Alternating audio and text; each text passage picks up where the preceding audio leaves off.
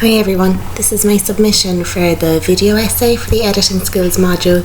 I'm not particularly comfortable doing it in a podcast like this, but I had many frustrating experiences trying to use Movely and iMovie and Windows Live Player, so I've resorted to getting out of my pyjamas and taking off my glasses and actually doing it face to face like this.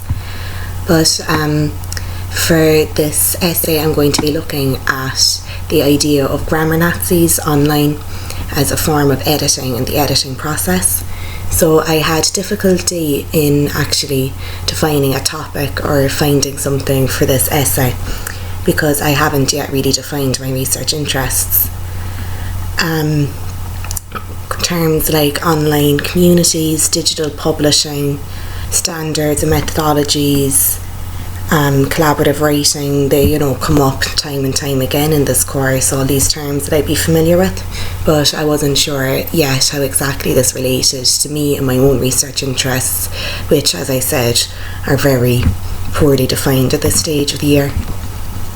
However, I do find myself gravitating more and more to the very vague idea of online communities and the many different forms that this can take. So this could be fandoms, trolls online, support groups, academic organisations, and much more than that as well.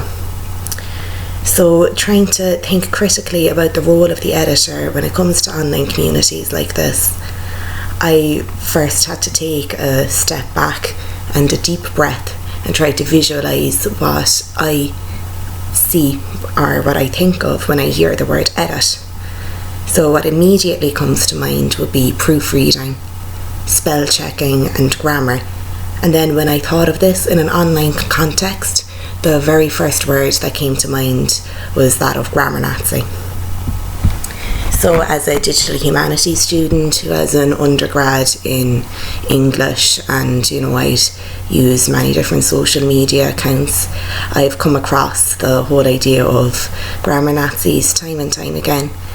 And I believe it has applications in scholarly digital publishing also, as many academics are concerned that the quality of writing declines when published on digital platforms.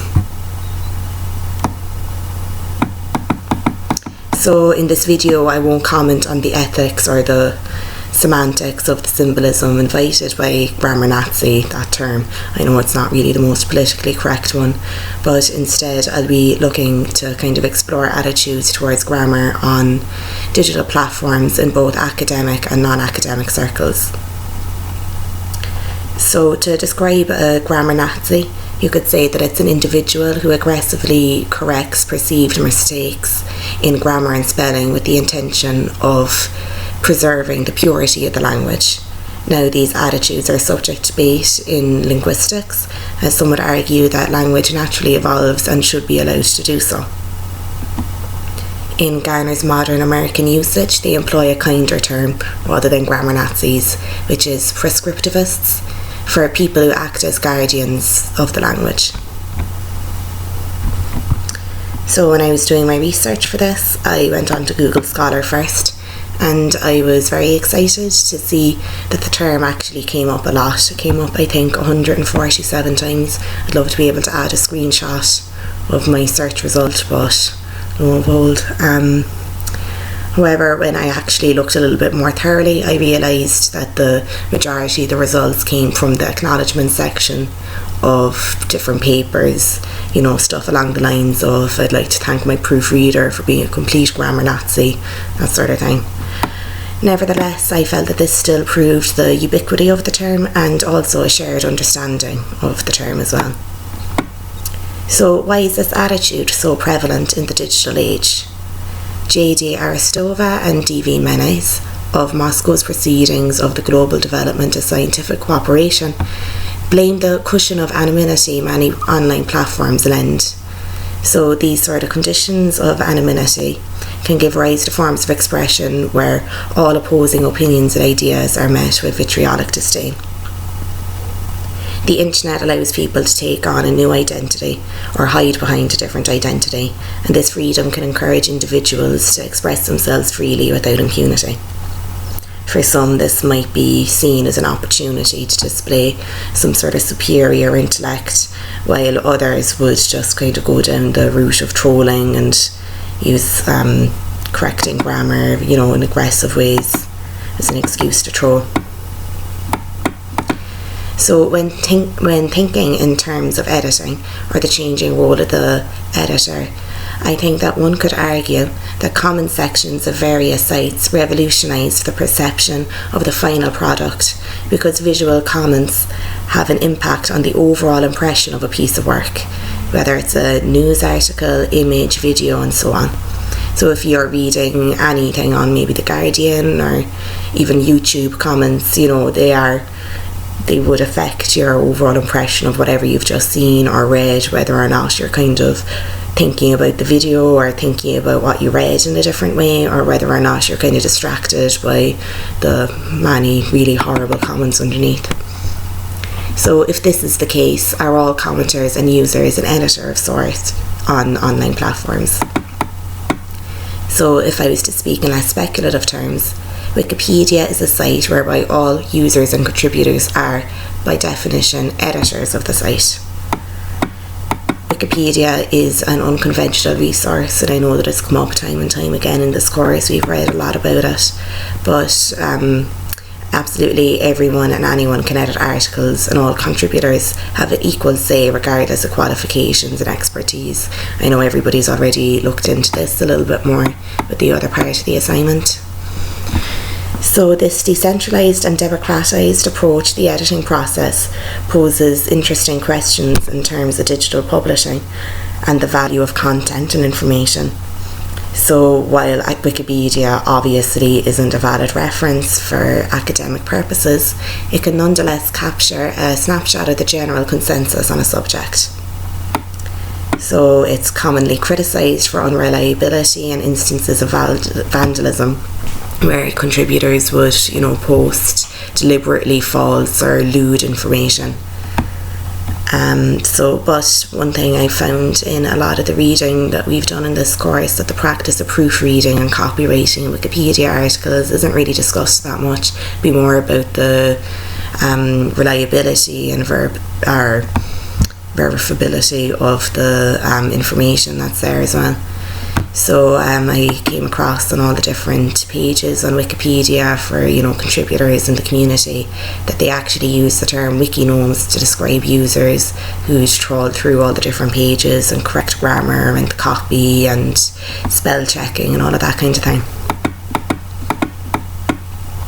Now I found when I was researching this that a contributor called Brian Henderson, he made headlines in February of last year, 2015, because he had this pretty insane quest to remove all instances of the phrase comprised of in all Wikipedia articles.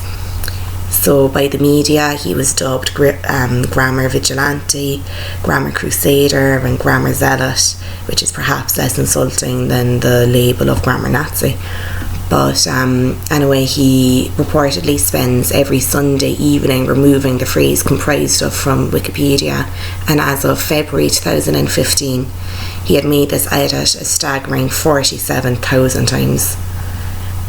He published a 6,000 word essay on the subject under his alias Giraffe Data on Wikipedia, and he asserts that many people do not accept comprised of as a valid English phrase of any meaning. The phrase apparently originated as a confusion of to comprise and to be composed of. So I think that this is an excellent example of fervent grammar pedantry in the digital age.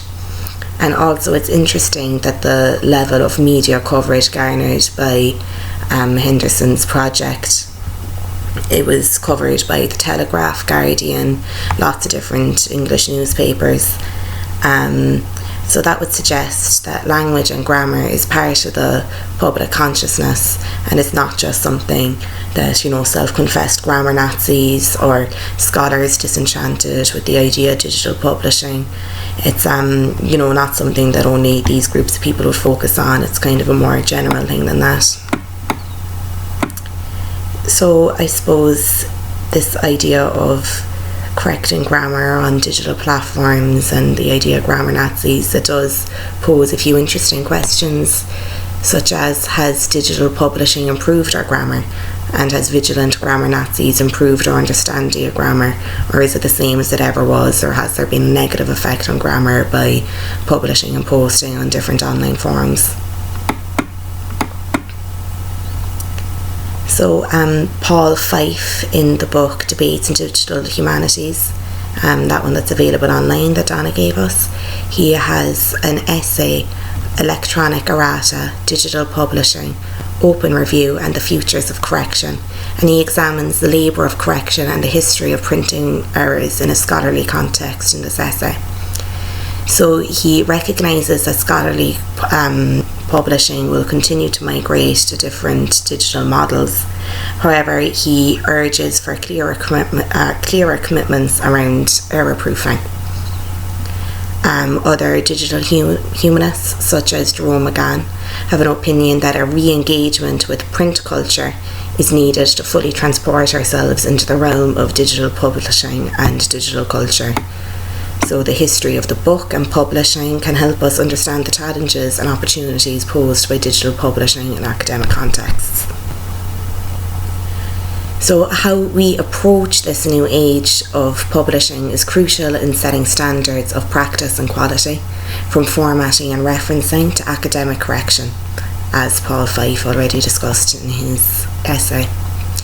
So would we treat this new age of publishing as the next step, or as the advent of a whole new era like the printing press?